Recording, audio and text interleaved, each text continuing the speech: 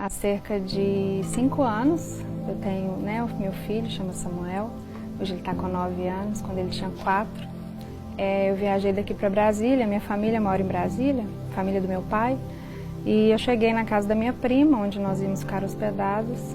E estávamos arrumando o almoço.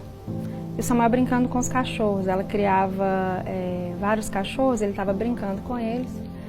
E aí ele passou por mim e falou assim: mãe, faz um suco para mim. Não tinha. Eu falei: não, filho, faço. Ele passou por mim, com 5 minutos a cachorra retorna toda molhada. E na hora foi muito claro para mim, aconteceu alguma coisa com o Samuel. Essa cachorra em específico era a única que nadava. E o Samuel estava brincando com ela. Jogava bolinha, ela pegava. Jogava bolinha, pegava. Ela era a mais carinhosa dos cachorros. Quando ela voltou, eu tive a certeza de que tinha acontecido alguma coisa. No entanto, eu não fui na direção da cachorra. Eu não queria acreditar que algo podia estar acontecendo naquele momento. Eu entrei para casa, eu estava na cozinha, entrei no corredor nos quartos, comecei a chamar. E o Senhor falou muito claro no meu coração: pode ir lá na piscina, que ele está lá. Uau. Eu fui andando devagar, fui caminhando e cerca de 2, 3 semanas antes, um casal de amigos nossos tinha perdido um filho afogado de 2 aninhos. Então era aquela sensação: isso não está acreditando, isso não está acontecendo. Quando eu olhei para a piscina, a uns 5 metros de onde eu estava, as chinelinhas dele estavam boiando. Eu fui caminhando, pensando em tudo, assim, pensando em 1000 coisas. Tomara que a chinela esteja ali, ele tenha caído do lado, ele esteja atrás das árvores, qualquer coisa. Quando eu cheguei na beira da piscina, ele estava lá no fundinho, virado, bem no fundo da piscina. Foram coisas de minutos, segundos talvez. Mas eu pulei imediatamente na piscina. A piscina era mais funda, mais alta, do que eu. Pulei e eu gritei antes de pular e minha família veio, as pessoas que estavam lá conosco, e eu levantei ele, porque eu não conseguiria tirar ele da água. E aí eu saí da água e o meu filho estava morto. A barriguinha dele já estava bem funda, os olhos cinzas já abertos, e a mandíbula dele, aqui já estava bem fundo, mandíbula travada, a gente não conseguia abrir a boquinha dele. E aí tive essa consciência, porque o Senhor falou comigo: me adora e entrega ele. Nessa hora? Nessa hora. Fica à vontade. E eu não encostei nele. Eu só comecei a adorar o Senhor, agradecer pela vida dele. Agradecer pelo tempo que o Senhor tinha me permitido estar com ele. E eu comecei a agradecer ao Senhor e orar. E aí as pessoas que estavam em volta dele, orientadas pelo SAMU, começaram a fazer os primeiros socorros. E ele não voltava. Ele não voltava e eu chorava muito. Assim, eu fiquei numa tensão, porque é difícil você ver o seu filho naquela situação, mas o meu senso de obediência ao Senhor foi tão profundo, eu tinha tanta convicção do que eu tinha ouvido. Eu não vou dizer assim, o Senhor não me permitiu pensar, me entrega e eu te devolvo. Mas eu sabia que aquilo ali era coisa do controle de Deus, sabe? Assim, o Senhor estava ali comigo, tanto para o óbito ou não. E eu do lado, só orando e agradecendo. E aí foi quando eu escutei o primeiro suspiro.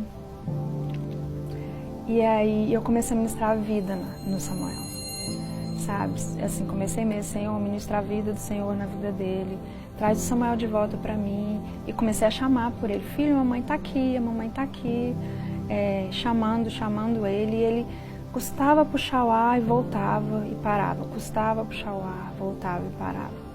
E aí a gente começou a ver que alimentos começaram a voltar. Ele tinha acabado de comer uma coisa, a gente tinha chegado em Brasília, muitas horas de viagem. E aí a gente forçou bem a mandíbula dele. E aí ele começou a ter uma respiração com dificuldade, mas mais frequente.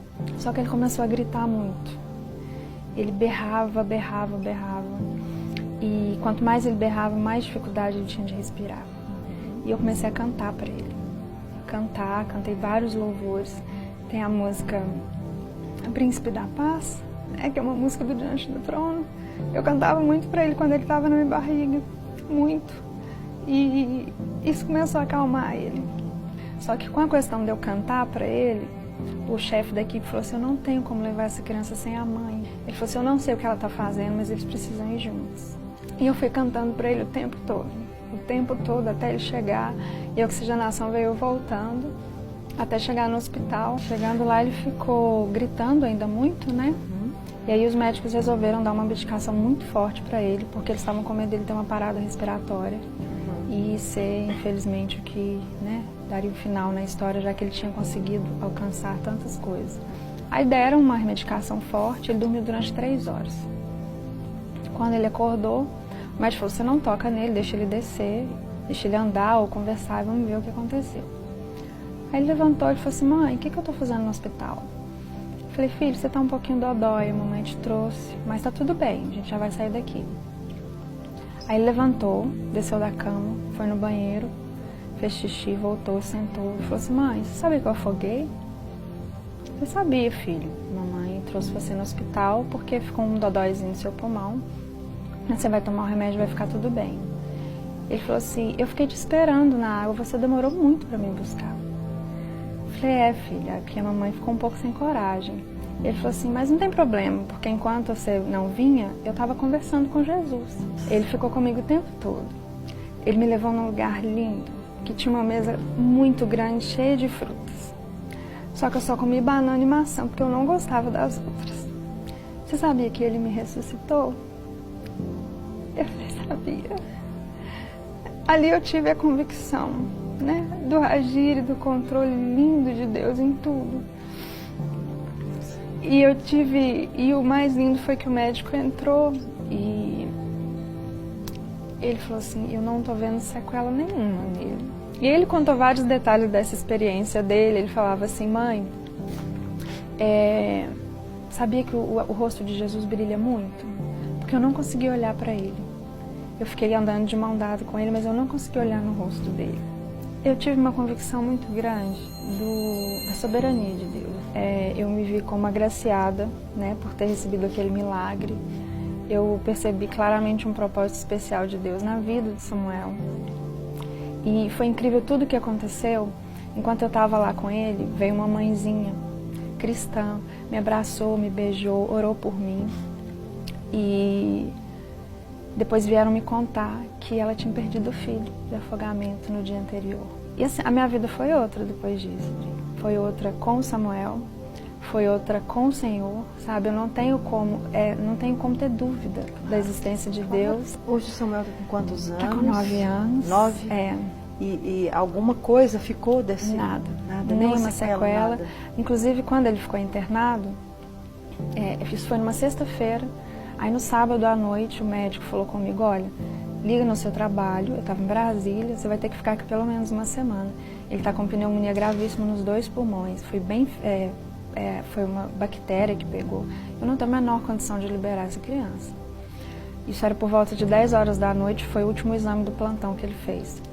Quando eu cheguei no quarto no outro dia, 8, 10 horas da manhã, ele estava com a malinha pronta. Eu falei, o que aconteceu? Aí a enfermeira falou, a chefe do plantão falou, olha, nós fizemos outros exames agora de manhã, fizemos 2 vezes, esse menino não tem nada nos pulmões. Aleluia, glória a Deus. Mateus 11, 27 diz assim, todas as coisas me foram entregues por meu Pai. Ninguém conhece o Filho a não ser o Pai, e ninguém conhece o Pai a não ser o Filho, e aqueles a quem o Filho o quiser revelar. O Samuel, filho da Janaína, disse para ela assim, mãe, você sabia que Jesus me ressuscitou? Essa é a fala dele para a mãe após o incidente de afogamento. Que experiência angustiante, gente, traumática, e que deve ter despertado uma sensação de impotência enorme naqueles que estavam à volta da cena. Porém, essa experiência teve uma resposta pronta, amorosa, salvadora e única. Ter vivido a manifestação em sua vida ao revelar com esse grande guardião e soberano Senhor. Muitos caminharão em suas vidas com o conhecimento de Jesus e a descrição do seu poder. Outros vão viver milagres que será irrefutável não acreditar a Deus essa ação. Outros ainda vão ouvir a voz do Altíssimo, ou então, como Samuel, serão ressuscitados pelo Senhor. E a partir daí terão então seus lábios a declaração do Autor da vida e se tornarão porta-vozes da misericórdia.